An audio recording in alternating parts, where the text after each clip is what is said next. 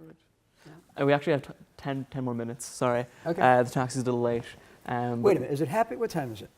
It's half. Is it happy hour yet? We're in Ireland. I'm retired now. I don't like to miss happy hour. Perfect, so we've 10 more minutes. I think we have time for probably 2 more questions. No, I'm kidding. Go ahead. Who do I choose? Yeah, yourself in the middle. Good afternoon. I'm from Chicago. Okay. My question with regards to cybersecurity. So in the recent year, Russia definitely got about the cyber attack regarding our election system. Right. And China's continually attacking our intellectual property. I was wondering if our responses to these attacks are appropriate, because it seems to usually be expelling diplomats and sanctioning intelligence officers. Yeah, your question kind of gets to, so there's 3 words that we have not yet agreed on inside of our own government. So you have cyber harassment, which is DDoS attack, directed denial of services. You familiar with that?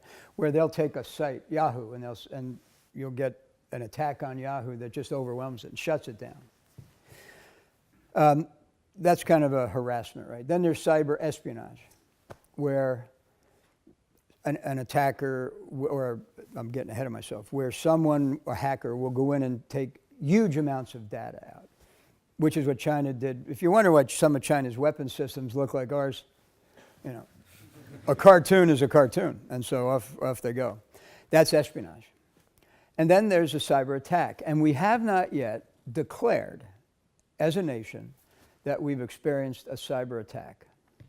So, I mean, you can agree or disagree, but there's people that are really reluctant to do that because, the United States has already been accused of, being the nation that took us down a path of, potential nuclear conflict, and we did. The United States has been accused of developing robotics that are going to lead to all kinds of horrible conflicts in the future. There's still some reluctance on.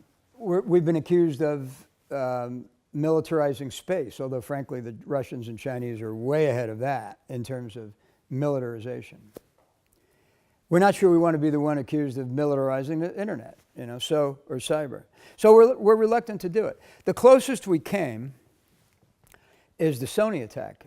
For those of you that don't know, North Korea attacked Sony, not for purposes of stealing Back to the Future or, Forrest Gump, but rather to destroy Sony's network, and they did. It cost, they never published it. I was given a speech in Miami, and I said, because the question came up, just that question, how come we haven't declared attack? How come we don't go offensive ourselves? I explained that, the closest we came was the Sony event, and we debated it. And we debated it because Sony lost about $1.2 billion in hardware and software. And it shut them down for a long period of time. And so the debate was, well, come on, American American companies been attacked. It wasn't just that they took, CDs out of there. They did take terabytes of information, but they also destroyed hardware. But the decision was that we didn't want to cross that threshold. So then, if it's not an attack, it's an act of espionage, which is best dealt with other instruments of power, economic instruments of power, diplomatic instruments of power, informational bits of power. Okay, let me end it by saying this. There will be a time when I think that threshold will be crossed.